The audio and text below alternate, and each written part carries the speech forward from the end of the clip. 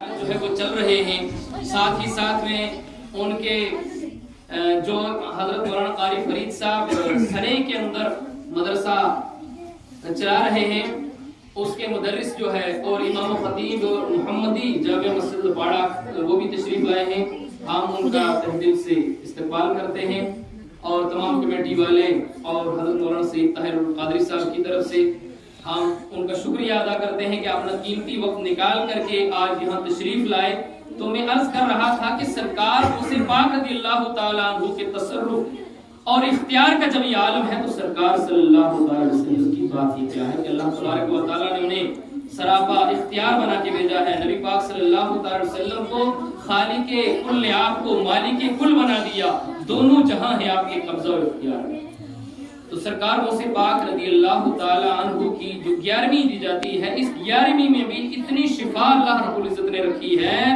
کہ 70 ایسی بیماری ہیں جس کا کوئی بھی علاج نہیں ہے، اگر عقیدت کے ساتھ 11ویں شریف کو کھائے گا تو اللہ تبارک و تعالیٰ اسے شفا یابی عطا فرماتا ہے۔ اس لیے آپ حضرات جو ہے 11ویں شریف بھی دیں، لیکن مین جو بات میں عرض کرنے جا رہا ہوں کہ جو سرکار غوث پاک رضی اللہ تعالی عنہ کی سیرت ہے، سرکار غوث پاک رضی اللہ تعالی عنہ کی جو زندگی ہے، سرکار غوث پاک رضی اللہ تعالی عنہ کا جو فرمان ہے اس پہ بھی عمل کریں۔ ہم اسی طریقے سے 11ویں کھاتے ہیں، دیکھ کے دیکھ پکا کر کے بانٹ دیتے ہیں، کھا دیتے ہیں، لیکن ہمیں نمازوں کا پتہ ہی نہیں، جبکہ سرکار غوث پاک رضی اللہ تعالی عنہ وہ ہیں پیران پیر دستگیر ارشاد فرماتے ہیں کہ بے نمازی کا جنازہ مت پڑھا جائے، نہ بے نمازی کو مسلمانوں کے قبرستان میں دفن کیا جائے، اور یہ فرمان ہے سرکار غوث پاک کا۔ اگر ہم سرکار غوث پاک کی محبت میں 11ویں دیتے ہیں، سرکار غوث پاک اپنا پیر مانتے ہیں، سرکار غوث پاک سے عقیدت و محبت رکھتے ہیں،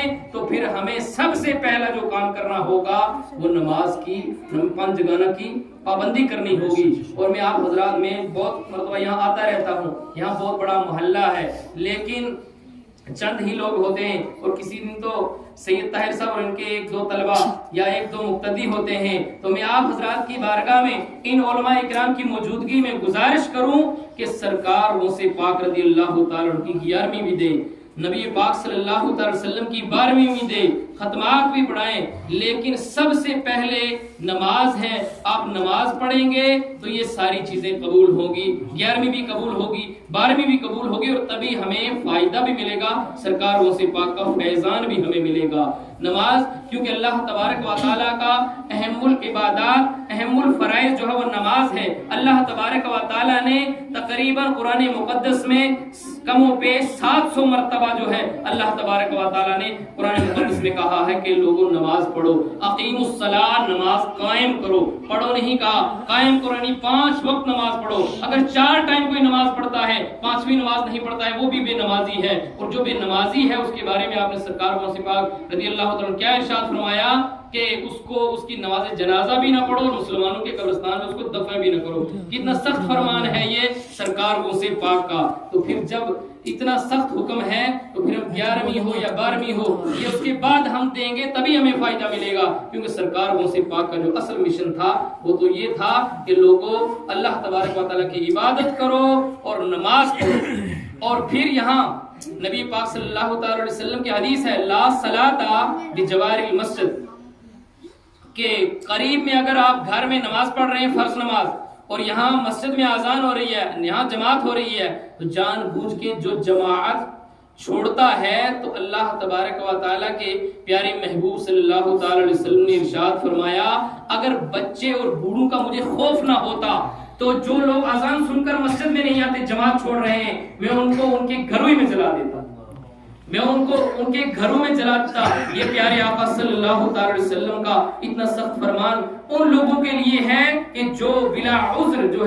بلا عذر شرعی جو ہے وہ جماعت کو چھوڑتے ہیں اور مسجدوں کو ویران کرنے کی کوشش کرتے ہیں۔ اس لیے لوگوں نماز پانچ گانا پڑھو اور جماعت سے پڑھو، کیونکہ آقا کونین صلی اللہ تعالی علیہ وسلم کا ارشاد پاک ہے کہ جس نے مسجد میں نماز پڑھی تنہا نماز پڑھنے کے مقابل اس کو 27 نمازوں کا ثواب ملتا ہے، پھر جس نے جماعت کے ساتھ نماز پڑھی اس کو اور 27 نماز کا ثواب ملتا ہے، یا ایک حدیث میں 25 نمازوں کا ثواب بھی آیا ہے۔ تو آپ اندازہ لگائیے، ہم گھر میں نماز پڑھیں گے، مسجد قریب ہے، اذان سن کر کے ہم گھر میں نماز پڑھیں گے تو اس کا ایک نماز کا ثواب ملے گا، اور پھر ہم مسجد میں جب جماعت کے ساتھ نماز پڑھیں گے تو آپ اندازہ لگائیے کتنی زیادہ نمازوں کا ثواب ملے گا۔ اور صرف یہی نہیں، پیارے آقا صلی اللہ تعالی علیہ وسلم نے ارشاد فرمایا کہ جب بندہ مومن گھر سے مسجد کی طرف نکلتا ہے، ہر قدم کے بدلے میں اللہ تبارک و تعالی اسے ایک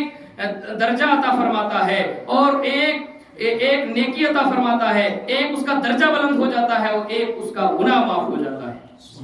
ایک قدم۔ صحابہ اکرام نبی پاک صلی اللہ تعالی علیہ وسلم کی بارگاہ میں یہ عرض کرتے تھے، یا رسول اللہ صلی اللہ تعالی علیہ وسلم یہ کتنی بڑی فضیلت ہے، یہ تمنا کرتے تھے کاش ہمارا گھر مسجدوں سے دور ہوتا تو ہم جتنے قدم چل کے آتے ہمیں ثواب ڈھیروں زیادہ ثواب ملتا ہے۔ سرکار صلی اللہ تعالی علیہ وسلم کی بارگاہ میں ایک نبینہ صحابی تھا، اس نے اجازت چاہی کہ یا رسول اللہ صلی اللہ تعالی علیہ وسلم میرا اب کوئی سہارا نہیں ہے کہ میں جس سہارے کو لے کر کے مسجد میں پہنچوں، تو آپ مجھے اجازت دیجئے، آپ میری اس بات کو غور سے سنیں، میں زیادہ طوالت نہیں دوں گا۔ سرکار صلی اللہ علیہ وسلم کی بارگاہ میں اس نے